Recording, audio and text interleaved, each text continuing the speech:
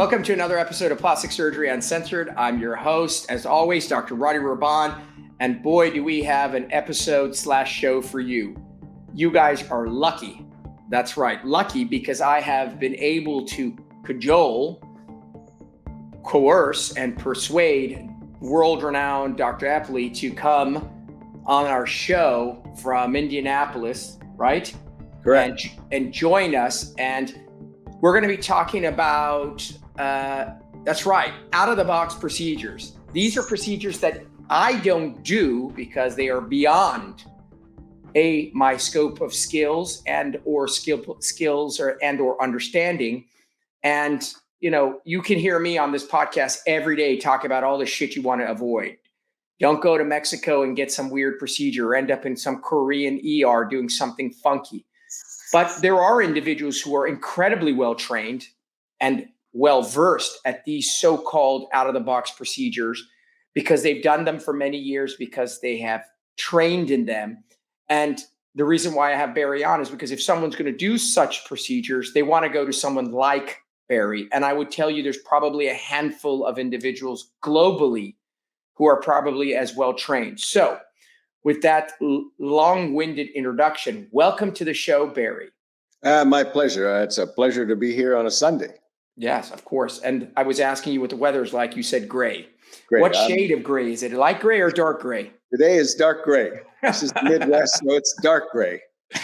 All right, dark. Well, if it's any consolation, we have light gray here in LA. I know. Okay. I see that. Well, it looks better than where I am. Okay. Well, we'll do that. So, Barry, let's just dive in for a second because, I'm a real sort of watchdog, if you will, sort of a David Horowitz meets Geraldo kind of guy in terms of trying to get people to stay away from catastrophic things. And if someone called me up and they're like, yeah, I'm going to go to the sky and like have a rib removed, I'd be like, are you crazy? But here I am. I have you on the show because I know you. I've known you for many years. Obviously became friends through the facial implant course that we do together. And I think it's really important for people to understand that you have extensive training. So why don't you tell us about your training and sort of how you began this journey and what it takes to do sort of the things that you do? Well, I think everybody in life, and certainly every plastic surgeon, is a product of their pathway. That's usually the way it is. So for me, I had a long pathway. I went to dental school. I trained in oral and maxillofacial surgery, got my medical degree. I trained in plastic surgery. I did a 3-year craniofacial fellowship. I did ENT. And then I spent all of that 15 years at the university in the Children's Hospital doing cleft craniofacial surgery, microsurgical reconstruction, and then left to go into private practice. So you take all of that background and then you apply it to aesthetic surgery. And for me, although I have done lots of sort of what I'm going to call standard or, plastic surgery procedures, I've sort of evolved by my background to do a lot of different things. But as I often say about aesthetic surgery in general, every aesthetic procedure has its origins in reconstructive surgery. It's just been applied in a more cosmetic way. And so it's no different than anything that we're going to talk about today. It doesn't come from just winging it and making it up one day. It comes from doing a lot of other things in the reconstructive world and just applying that to aesthetic surgery. So I want everyone to listen carefully. You are a full-fledged dentist. You're a full-fledged oral surgeon. You are a full-fledged plastic surgeon. You're a full-fledged craniofacial surgeon. And if I'm not mistaken, you said you did ENT. Are you talking about? I did 2 years of head and neck surgery, not the otolaryngology fellowship. Right. Or the otolaryngology residency. So dare I say you're well trained. That is an extraordinary resume. And as such, when we're together and you discuss the procedures that you do, it is clear to me that you have a command of the anatomy, you have a command of the operative field and what you're doing. So, that's why I was so excited to have you on here, because I'm usually telling people to run away from some of the things we'll be talking about, not so much necessarily because the surgeries aren't good, but that because most people doing them don't know what the F they're doing. So it takes someone with this vast amount of training which I have 1/4 of, in order to be able to do the procedures you do. So that's amazing. And like you said, you got into this because you had the skill sets for it, right? There you go. It evolved because you had. And the thing is, if people came to me, for example, today, and they do all the time, and ask for things that I don't feel comfortable doing, my practice doesn't evolve into that. It's just the chicken or the egg. I sort of don't get into it. But since you have the skill set, and then I'm sure people started asking you for things, and you're like, yeah, I can do that. Sure, I Yeah. can do that. And then, after a while, this is what you're doing, right? Well, I think you hit upon a very important point. It's people sometimes, look at some of the things I do, and if they're not that knowledgeable about my background, which I don't know why they would, they think you're aggressive. They think you're cavalier. Well, the reality is you're cavalier if you don't have the requisite background to be doing it. Precisely. That Yeah, is exactly what we preach every week here on the show.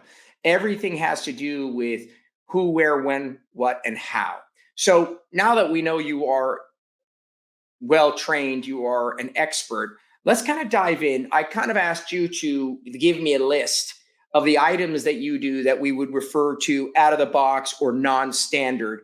You gave me this list. I'm going to list it out here so the people listening can be excited and, if you will, start to salivate about some of these subjects. I'm going to start with the one that I think most people are always so curious about, which is waistline reduction. That's right. Making your waist small, like Jessica Rabbit style. That is actually rib reduction. We'll get into that. Next one I thought was super interesting is shoulder reshaping. What the hell does that mean? That means that we're changing the shape of the breadth of your shoulder, whether we make you wider and or narrower by manipulating the clavicle. And you also mentioned a lot of skull reshaping. And of course, when we dive in, we'll elaborate. I have a few other things like total jaws and testicular enhancements and calf reductions and things like that we'll get to if we get time. So let's dive in. This is something that I know people ask all the time, right? I imagine this procedure in your practice has exploded.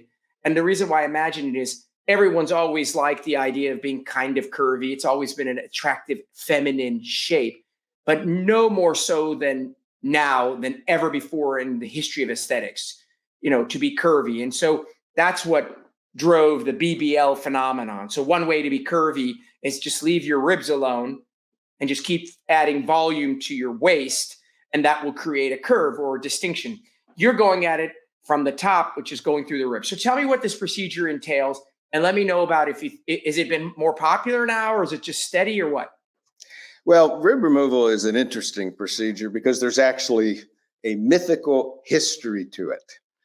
It goes back decades. I don't know if people did it decades ago, but, in my experience, it's kind of interesting. Yes, you remove ribs, you reduce your waistline. But what's really interesting about it is the patients that seek it out.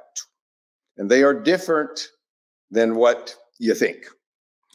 The two primary patients who seek out rib removal are transgender, male to female, and cis females who already have a very narrow waistline. And both of those patients really are after the same thing. They're straight. Their body profile is straight. And they're just trying to get something that has more of a curve. You do get, and maybe the other third of the patients is patients who are probably more what you were talking about. People that are really trying to get an ultra hourglass, type figure. But that actually doesn't make up the vast majority of the people. And almost all of these people have been through the conventional approaches to try to do it, Right. Whether that's liposuction, tummy tucks. So as I often, say, rib removal is kind of the last stop on the train of waist narrowing. That's interesting that you should, yeah. frontier. Yeah, that's interesting you should say that. And makes a lot of sense. So the majority, let's say for the time being, 2/3 of the patients seeking rib removal are individuals that are relatively square by their anatomy and are trying to become somewhat curvy, as opposed to someone who's curvy who's trying to become ultra curvy. Correct. Which makes sense in that it's good to hear, because obviously those patients that are trying to get anytime you're getting ultra anything, it gets a little out of whack and out of balance. So the question is, what are you removing? Which ribs, and how do you remove it? Okay. Yeah, the interesting question is, which ribs influence the waistline? Well, they are the free-floating ribs, and it's very interesting because what I've learned is if you look at a lot of anatomy textbooks and drawing and so forth, you'll see these 11 and 12 rib, and they look like they go out at about 45 degrees. But the reality is they don't. They go down almost at 75 to 85 degrees. They're steeply angled downward, shockingly so, much different than you see in the textbook. And they do come down to around the level of the belly button. Some people's comes down right almost to the iliac crest. So it is true that if you remove part of them, and when we talk about rib removal, we don't mean taking the whole rib back to the spine or the vertebral facets. That won't help you. You really just need to remove the outer third or half of it. So the outer third and half, just so I can elaborate. First of all, so people who know nothing about anatomy, well, I mean, obviously they've seen it in textbooks or in mummies and what skeletons, etc. So you have the attached portion that attaches to your sternum that kind of keeps the rigidity. And then there's a bunch of them that kind of come underneath and sort of into your abdomen from your chest.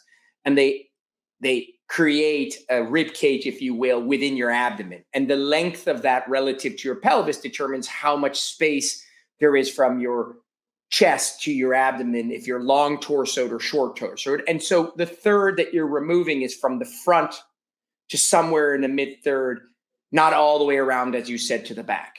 Correct. Yeah. So there's generally rib removal at least means removing the outer halves of 11 and 12, sometimes 10. You have to be a little careful at 10 because the pleura of the lung very often is on the backside of 10. And we generally like to stay away from that, although I've seen it plenty of times. But what I've observed in rib removal is I do more than that, because rib removal alone is helpful.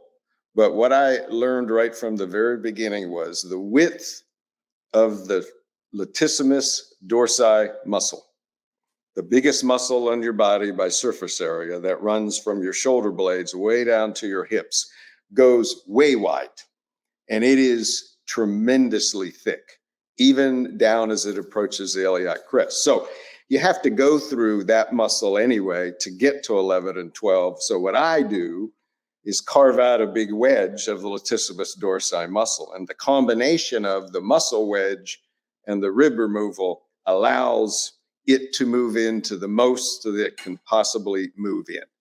And how do you remove it? Through tiny incisions? Tell me the approach. Are they supine, meaning on their back, or are they prone on their face? The surgery is done in the prone position. We generally are using about a 4 centimeter incision, a little bit more to the side. If you when people turn their backs, you'll see there's this natural kind of crease that takes place, and that's kind of where you put it in, centered over the end of rib number 11. Mm-hmm. So it's a fairly small incision, given what you actually have to do inside of it. Gotcha. So what's a recovery from such a thing? I mean, people think, oh, you now remove some ribs. Are you more vulnerable to some trauma back there because the ribs were obviously protecting your organs? Tell me about the recovery and what people generally expect. Sure. Well, interestingly enough, rib removal, that surgery as I do it, it is easier to recover from and has less complications than a tummy tuck. I believe that. And simple. And it's not because tummy tuck is some easy surgery. It's just because it's common. People don't give it much attention. But if you look at a tummy tuck, as you know, it's a big surface area involvement, and you need drains and you're doing lipo with it. But rib removal is fairly discreet. And because you're taking something out, it is not like rib fractures. Rib fractures are very painful because you're trying to get those bones to heal and you have those two ends rubbing together. But when you're taking the bone out, it is just a muscular recovery. So people within 2 to 3 weeks we'll be, pretty much back to doing normal things. And within 6 weeks, they'll be back to almost any activity they want to do. And I know that because I've certainly done people who are dancers, gymnasts, and none of those have had any problems, Okay. with. So but it's just one of those procedures that, because the name of it just sounds bad. You Yeah, say I mean, rip removal. Yeah. And you know what the thing about it, Barry, that's interesting is like when people come to me for rhinoplasties, as you know, is I don't know, almost a half of my practice. It's odd. I always find the questions they ask so fascinating because they're consistent of the sort of misunderstanding or misinformation. The question is, blah blah blah. Are you going to break my nose? Yeah, I do osteotomies in everybody. Oh my! And I said, you're not going to feel it. It's not breaking your nose, removing a rib. They just sound so painful. Yet, as you said, forget about that. Liposuction is brutal. I don't know one patient who is in an excruciating pain after liposuction.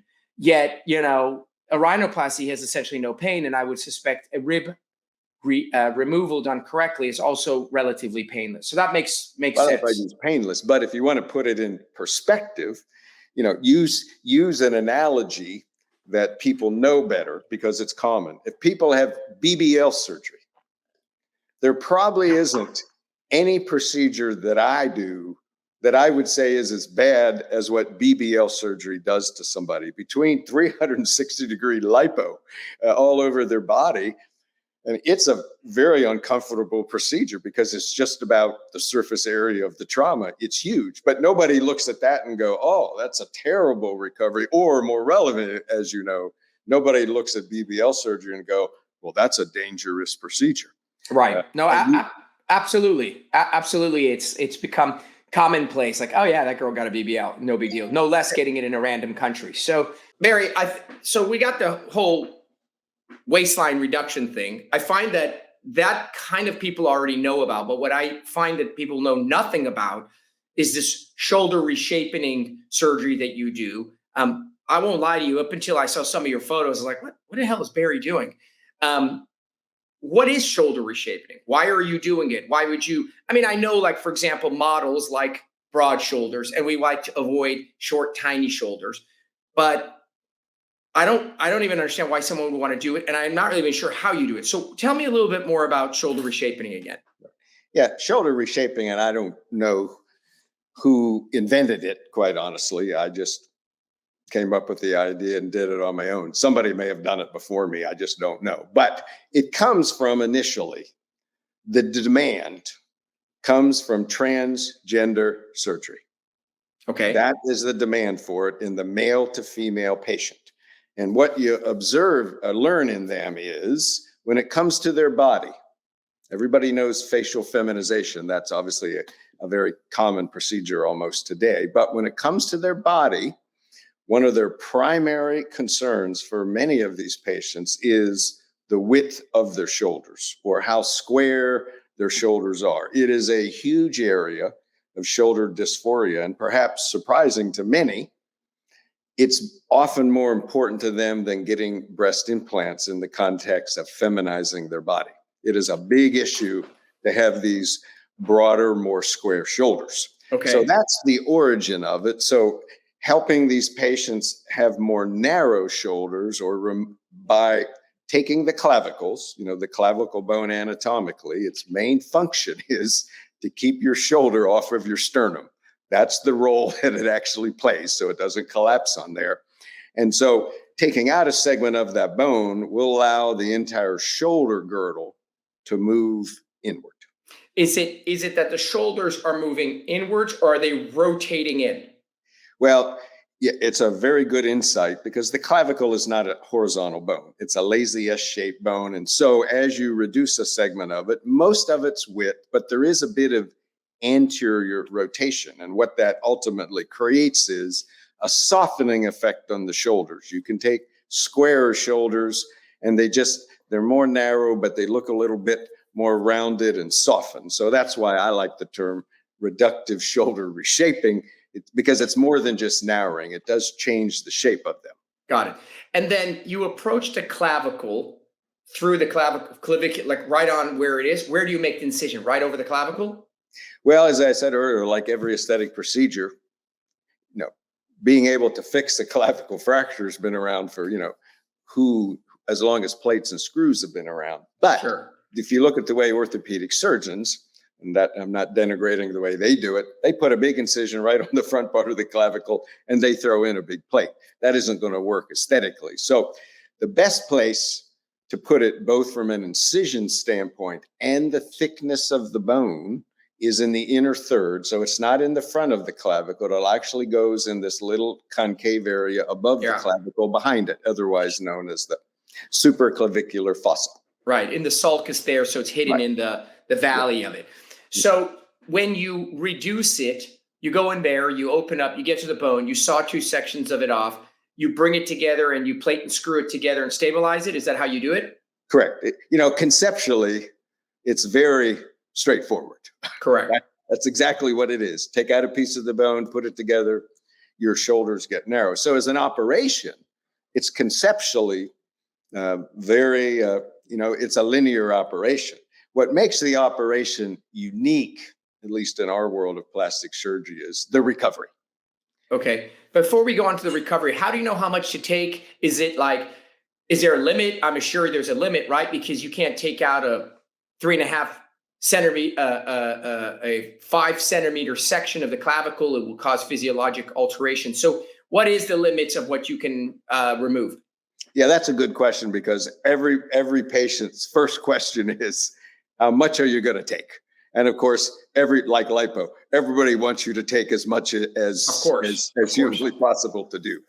As a general rule, we're doing anywhere from 2.5 to 3 centimeters. There's some technical reasons why it's hard to go beyond that, but more relevantly, because this is the second most common question people have about the procedure, is this going to affect the way my arm functions, my range of motion? And the reality is, borrowing from the orthopedic literature and the clavicle fracture repair literature, which is well known, as long as you're removing 30% or less of the total clavicle length, it has no impact on arm range of motion.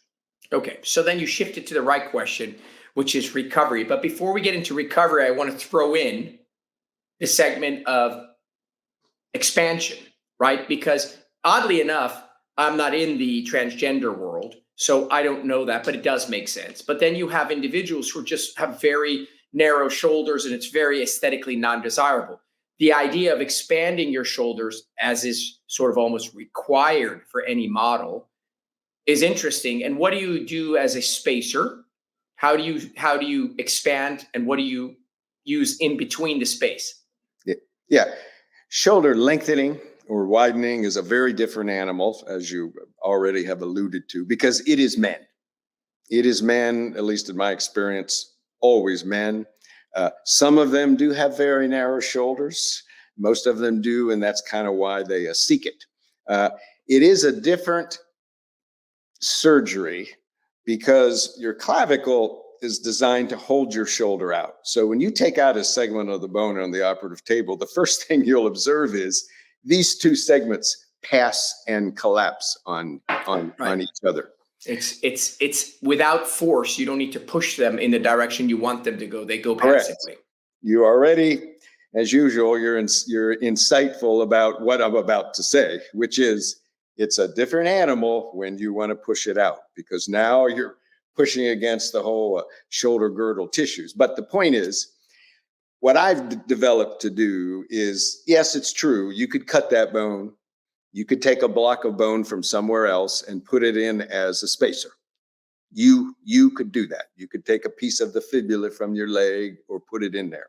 But that's not the thing to do, because it would take forever to heal. I borrowed from my other experiences, in jaw orthognathic surgery, the famous sagittal split ramus osteotomy. Right. So I just simply took that and applied it to the clavicle so we can cut it and allow it to slide out on itself. So in the very middle, you still have bone contact, and then you can plate it, and then you can put some synthetic bone chips in the defect. So it's a sagittal split lengthening without having to harvest bone from the patient. Makes perfect sense. So the question then is, of course, how much can you expand?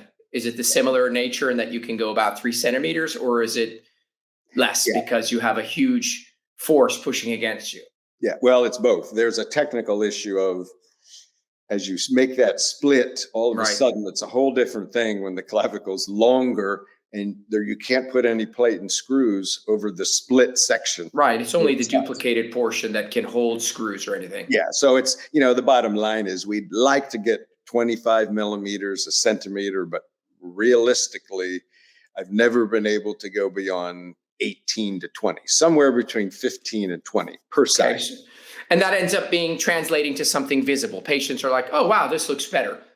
Well, what I notice, and that's why probably the lengthening has taught me to call this type of surgery reshaping, because when you look at somebody who's had it, the first thing you'll notice is the converse of reduction. Their shoulders just look more square. Why? Because as they get a little bit wider, they go back. Right. I like that. That makes sense. It's almost like posturing.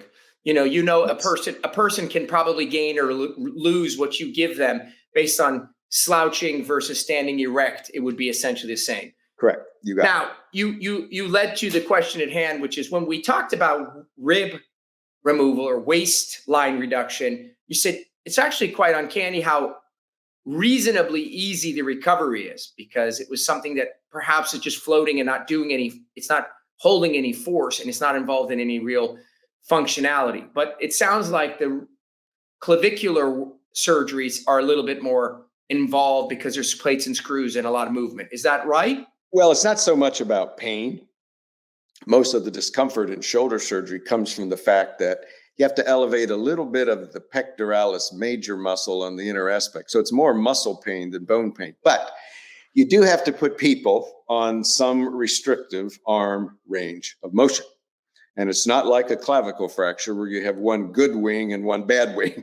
Now you've got a patient who really, at least for the first couple of weeks, I just tell them we just keep your elbows by your side as much as you can. So we do have to think a lot more about, and to help them, prepare, okay, what are you going to do, right after surgery? What are you going to do in the time you're here? How you're going to get home?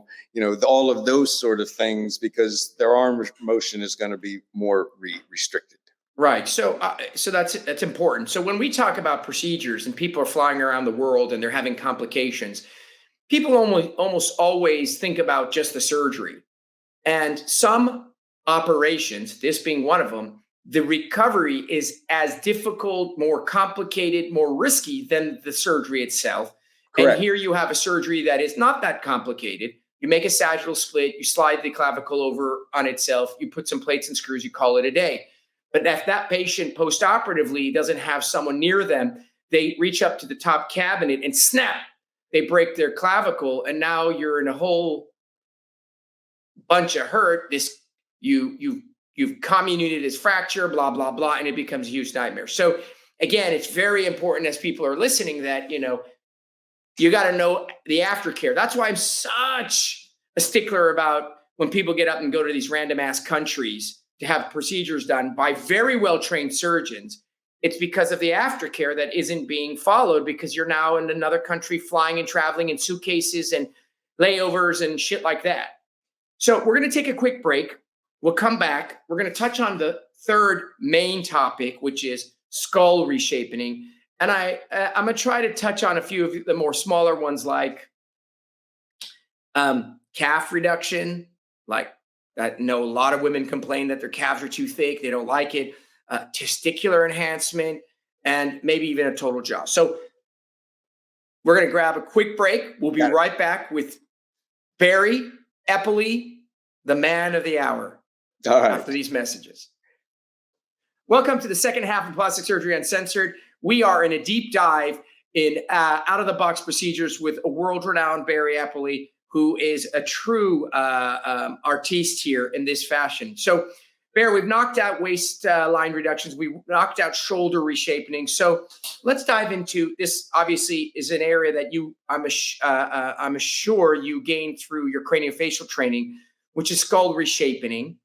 At first, people were like, "What the hell is skull reshaping?" That's right. So you were saying that skull reshaping is divided into either two concepts, either adding or removing, or you look at it by area of the scalp. So let's talk about the 5 areas that you talked about. Okay. Well, let's back up just for a second, because skull reshaping surgery, I think, and I'll long be gone by this point in time, I think in 20 or 30 years will be could be a mainstream procedure because the demand is there. Okay. Okay. Interesting. Well, because what has happened, just like transgender surgery, for example, the whole concept of facial feminization and the commonality of that now today comes from the rise and the common occurrence of the transgender patient. But skull reshaping surgery is 90% men. 90%. Right. Why? Bald. There you go. Men, there's bald. I'm losing my hair. I want to shave my head.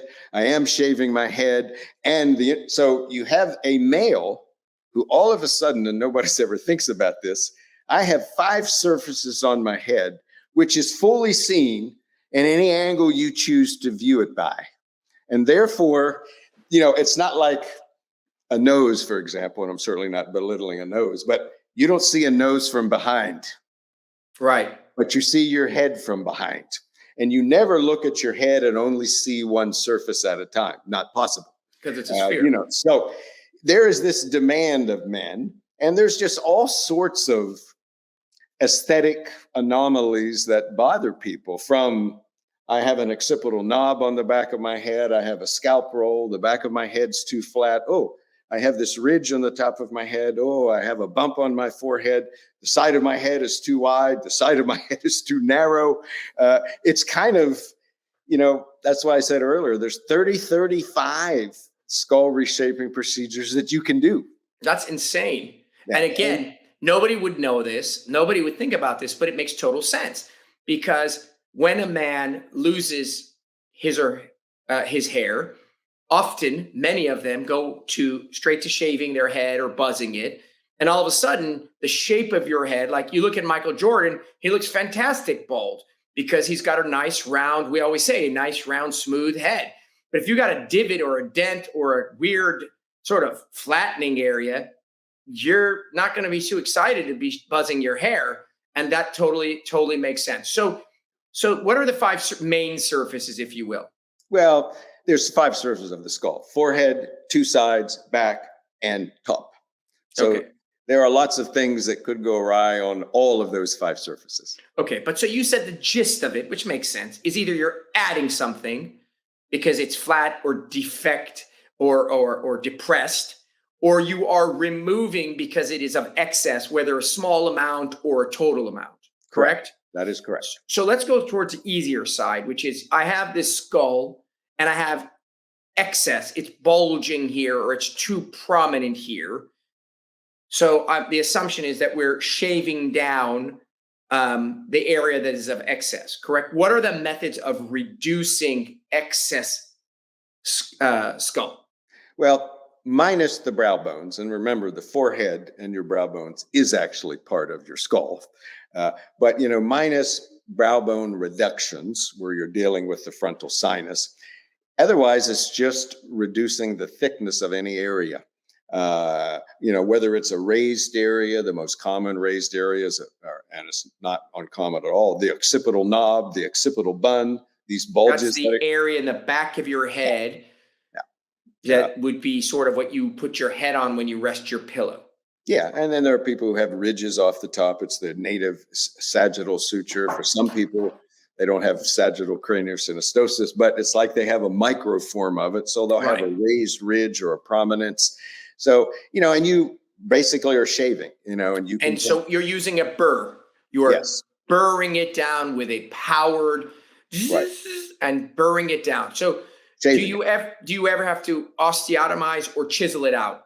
Or most of these are just by shaving it down, contouring it? Yeah, shaving is the way to go. The key of it is, because just a lot of these people have, an exposed surface. How do you do all of that? Through the smallest possible incision. That's what makes it an acceptable aesthetic procedure. So we'll get to that in a second. The question I had, which has always fascinated me, I don't know if other people think about it, is the skull is not like one big block of solid chunk of bone, like a piece of wood, and you just get to burr, and you're like, okay, I'm going to take off, 5 millimeters or 8 millimeters or 10 millimeters. There is the cortex, there's the outer, there's the diplopia, and then there's the inner. So what is the amount? What's the max that you can go down without getting yourself in trouble? Oh, wow, look at the brain. What do you know? Sure. Well, remember, the skull is like an Oreo cookie, as I would explain to a patient. We have an Oreo cookie here. We got two inner and outer layers, and the little filling layer is kind of the diploic space. So you can take away the outer layer. But once you get to the diploic space, that is when you're going to have to stop. You still have another layer underneath it, but that's how far you can go. On average, it's 5 to 7 millimeters, but it will vary depending upon where you are. The thickest part of your skull is in the back. You can probably take 7, 8, 9. The thinnest part is right here, which we don't take bone away. That's a muscle removal area. The forehead, maybe 3 or 4. So it does vary across it, but you're taking off the outer layer, and that's when you know where to stop when you come upon the marrow or the diploic space. Okay, so you basically you can take up to the max of the outer Oreo. And Right. once you see the inner Oreo, you got to stop no matter whether or not you need more or not, because obviously then Right. you'll be staring at brain. All right, so now comes the fun question is, when you have to add, oh God, there's this huge depression here. Oh, what's this divot? What are we using to add? In the breast, we add silicone implants that are soft. In the chin, we add a solid silicone implant. What are we adding in the skull when we're adding? Yeah. I mean, skull augmentations, you can augment your head more than you can reduce it, with the exception of the sides. But we are using today custom solid silicone skull implants. The days of bone cements are long over. And Right. anyone that's still using bone cements is really back in the 1990s. I don't even understand why anybody wants to use it. You can preoperatively design what you want. It also, putting in a skull implant is identical to every other implant in the body, doesn't matter what it is, including breast implants, which I often explain to people. Putting a skull implant, when we look at implants, and you know this in the face, but it's the same in the body, it's the same in the skull. The principles are always the same.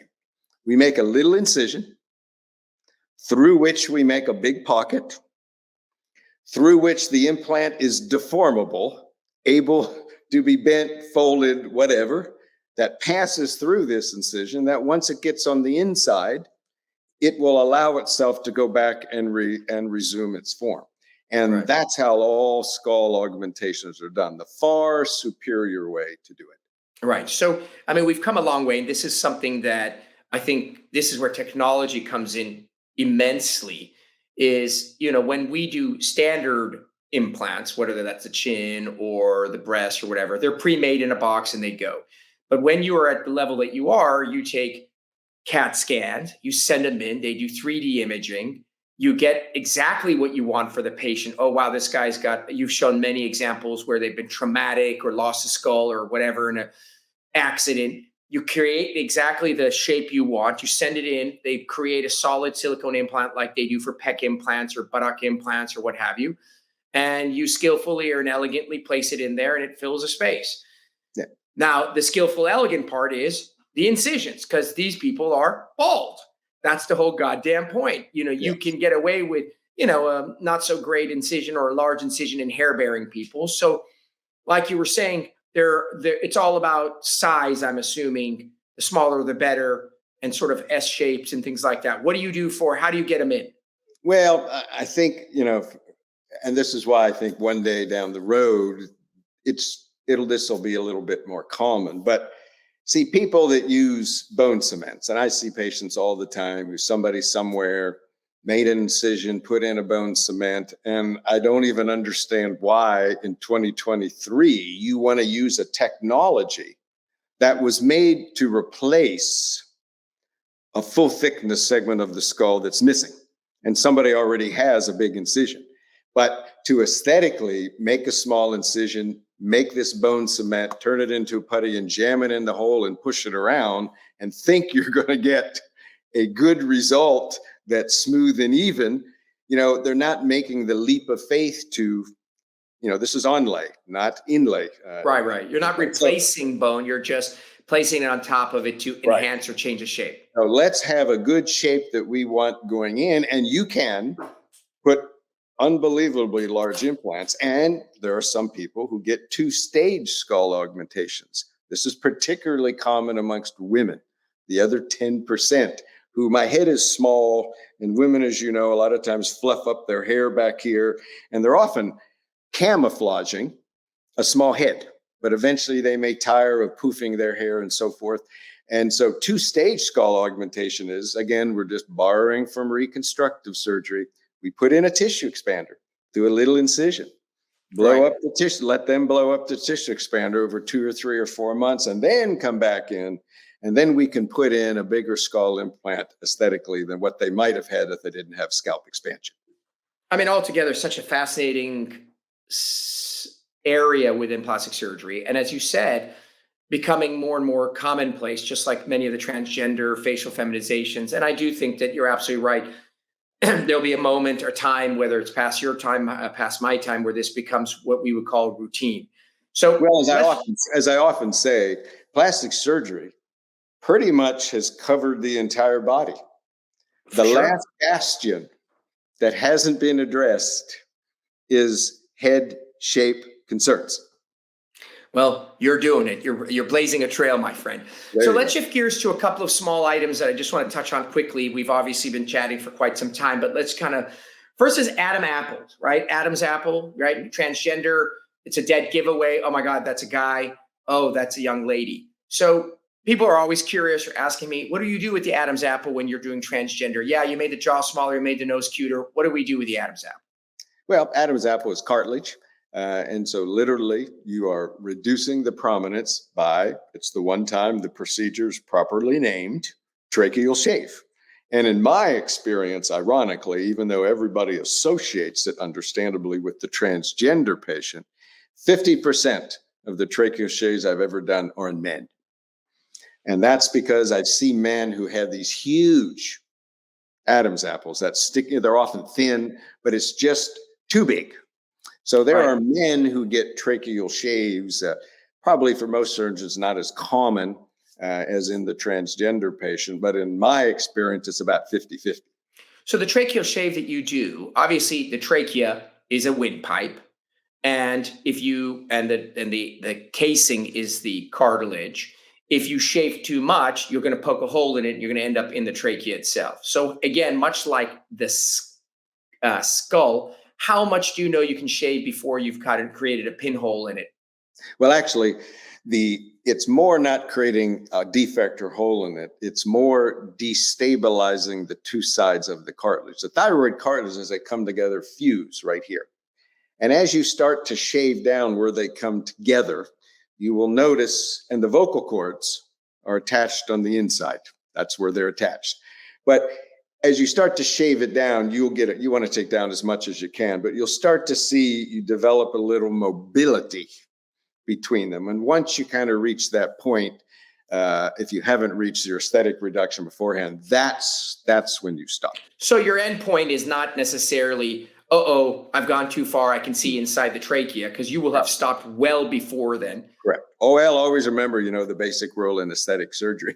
It's much, as I often say to patients, it's much better to have 70% of what somebody wants with no complications than 100% of their desired result with one. On average, how much can you reduce? You said on the skull, depending on the area, you can get anywhere from a couple of millimeters to maybe 8 millimeters. How much shaving on average can you get? Oh, you can easily get 5 or 6. It depends on how much it sticks out. In men, you can get more than, the man who really has a prominent one. Sometimes you can take off almost a centimeter, but it's going to be in the 5 to 6 millimeter range. And then is the incision here where you do thyroidectomies down low and you go up there, or do you do it right over it? No, actually, you do it right over it. Just find the little skin crease that people have. And the whole key this is the key. Some people put it up here. Some people try to do it transorally, all sorts of things. But I like to keep my rule is 1 centimeter. That's as big as the incision is, because remember, the incision is a mobile window. Yes, You can move it around. There's no reason to make it bigger than 1 centimeter. Okay, excellent. Next question that I've had to ask people is regarding calf reductions, right?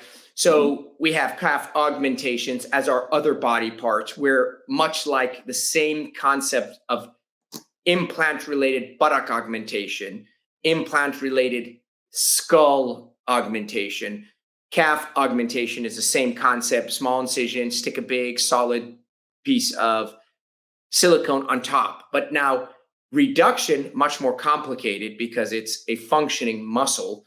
And there are individuals who think their calves are too big. So what do you do for calf reductions, and how common are they, and who comes to you? Yeah. Well, there are 3 techniques for calf reduction. By far and away, the non-surgical one, as you know, is Botox, but we'll move beyond that, assuming someone doesn't want Botox or they're tired of having Botox.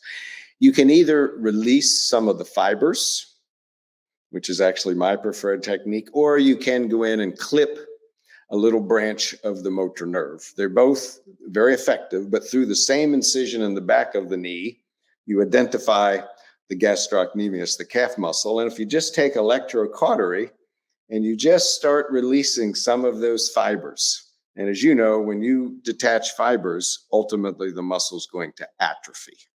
Right. So it's a far more popular procedure, particularly in China, Japan, and Korea, because a lot of females just have bigger calves. Right. It's not quite as popular as double eyelid surgery, but much more common. But obviously here in the United States, people have large calves also. So I just prefer to release the fibers of it and then just let it atrophy. Then deinnervation. What about wedging it out? I thought there were people that were wedging out pieces or slivers of the muscle. Is that not done? I've never heard of it, and I can't imagine that would be a good thing. Yeah, I was going to say, because that doesn't sound too fun. So two final enhancements that I think people do, and one of them sometimes we mention, people are like, what? Testicular augmentation. I mean, I guess there's different people with different needs, and they want larger different things. And so there's testicular augmentation, and the other is total jaw. I just want to briefly touch on these. Tell me about your testicular augmentation experience, and who, where, when, how, etc. Yeah, we're not necessarily talking about someone who's lost a testicle and has, and wants an implant. We accept that that's a given thing. I like to use the term testicular enhancement. Men that would like to have their testicles larger. Now, there's 2 types of patients that have that, and guess what? Society has created one of those major needs. And guess what that major thing that has caused men to want to seek testicular enhancement? I don't know. The source of all evil to me is social media. So I don't know. Well, testosterone supplementation. Shrinkage. When you take testosterone, it may do many wonderful things, but it is going to cause your testicles to shrink. That is just kind of the way it is. So you will find, I was about to call them older men, although quite honestly, I'm probably older than most of them, but you'll find older men that are on testosterone. Many of them, some of them have penile prosthesis, fat injections, whatnot, filler injections to their penis, but they have what I call penile scrotal disproportion. So they want to enhance their testicles. There are a smaller subset of younger men who are after a bigger, more, if you will, extreme look. But most of them are these middle-aged older men where their testicles have just shrunk, and it's a big issue for them. So there are 2 methods to do it. Again, we only make them custom because we're not talking about 3 and 4 centimeter implants. We're talking about testicle implants that's 6 up to 7.5, sometimes 8. Although most of them are in the 6 to 7. And there is side by side. If you have really small testicles, you can just put 2 big implants in and they'll be pushed aside. But if your testicles are a little bit bigger, we have a wraparound implant design that we put over it. And so that's why we call it the wraparound implant. See, I still, even though down the hall there's somebody who does that from me when I operate in my room, they're in the other room. I still find that one so fascinating. But it's interesting because it does make sense, because a significant amount of gynecomastia surgery is due to pot use, right? So if you use a tremendous amount of cannabis, a side effect is increased estrogen, which is then related to men having male breasts, which then has skyrocketed the gynecomastia surgical world. And this is similar in that the testosterone or growth hormone world has now led to this need. It's always fascinating why one thing pushes into another. The last thing I want to chat about, which isn't that unusual, but I want to just touch on it briefly because it's what we talk about, is a concept of the wraparound jaw implant. So obviously, I love chin augmentations. It's something I do a tremendous amount of in conjunction with rhinoplasty. They go hand in hand. And the chin implant is designed to enhance the chin. It can create the illusion that your jaw is more prominent, but the reality is the jaw is a much larger structure than just the end point of it, which we're enhancing with a chin, which is just one point on a jaw. There are individuals, men, women, whoever, that want a stronger angle. They want all kinds of things. And the new world, which is this CAT scan driven, which is customization, which is I take a scan, I know exactly the shape of my skull, exactly the shape of my mandible, and I'd like to enhance it 5.2 millimeters, then goes to a factory. They make this implant for you. In this instance, the entire jaw literally sits on your jaw, and then you insert it through 3 incisions, 2 in your mouth, 1 underneath your chin, and voila. I mean, you're like, holy shit, you look like a completely different human being. It's so powerful. So I know that you're one of the handful of people that do that.